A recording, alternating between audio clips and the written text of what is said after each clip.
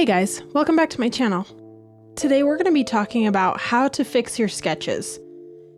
I'm going to be demoing today in Clip Studio Paint, but this process will work for Procreate, Photoshop, anything that has kind of basic transform tools, flip your canvas tools, and liquify.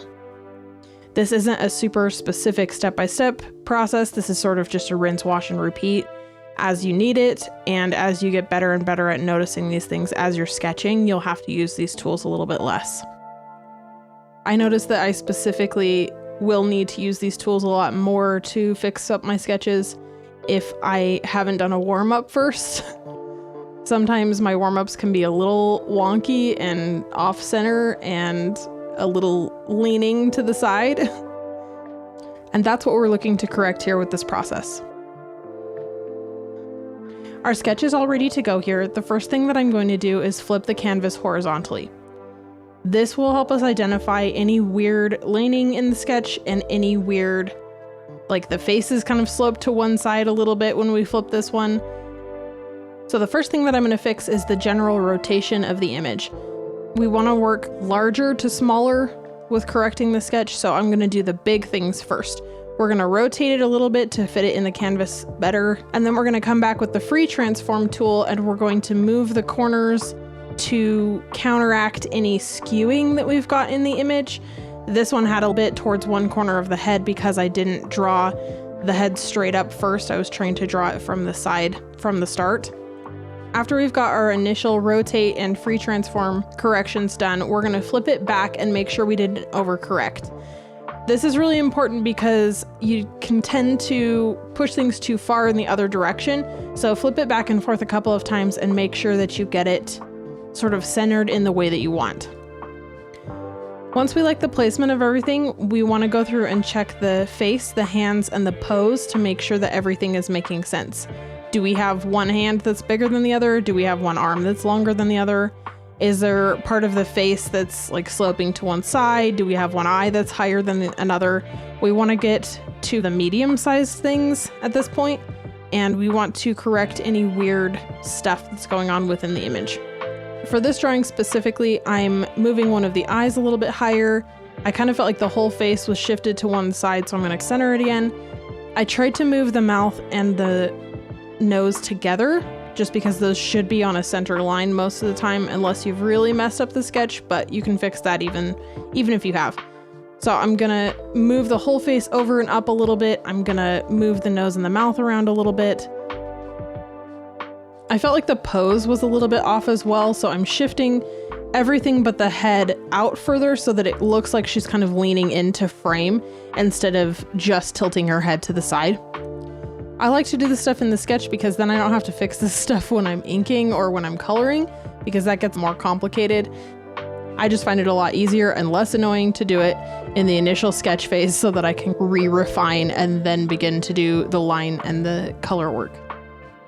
We also did end up with one hand that I felt like was at the wrong angle and a little too small, so I did adjust that as well. I'm just using the lasso tool for all of these selection changes.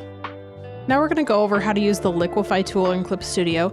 There is a really similar tool in Photoshop, even though I found it super laggy and not really fun to use. I think the Clip Studio one is much better and much better suited for drawings rather than photographs. You can find this tool by going to the tool menu and going to blend, and then there's a subtool menu in the blend palette that says liquify. There's a lot of different settings that you can use within the liquify tool.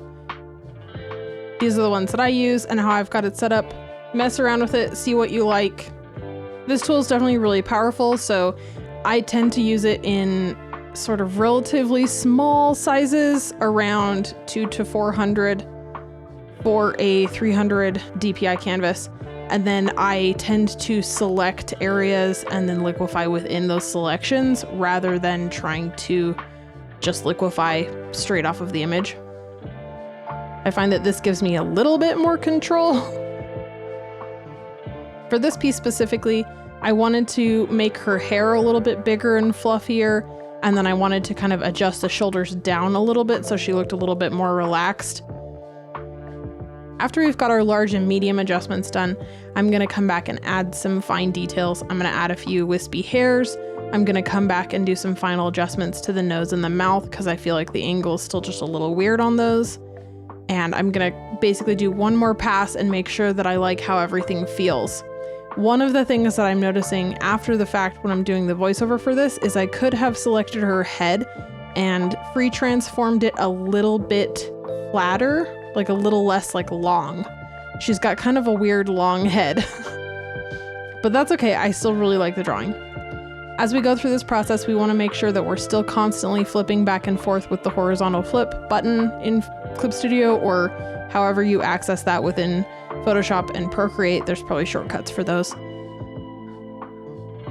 We want to make sure that we're not overcorrecting anything too far in one direction, and we get everything even and as symmetrical as we want it for the piece. I specifically copied the layer before I started making changes to it so we could see a side-by-side of these next to each other. I feel like even though the changes were pretty subtle, they made a difference to the image, and I like it a lot better. And now we should be all ready to go onto inks and colors. If you have any questions or suggestions, please leave them in the comments below, and I'll do my best to answer them. If you're looking for more content like this, check out the playlist of all of my quick tips, or my recent speed paint where I did a full process from beginning to end for Raven and Beast Boy. You can support the channel by liking, commenting, and subscribing here on YouTube. You can also support the channel and my other projects over on Patreon, like these awesome folks. This video is very generously brought to you by Terrorbilly Jean, Anthony Jutz, Jesse C, Tuna, and Theo. Thank you guys so much for your support, and we'll see you guys next time.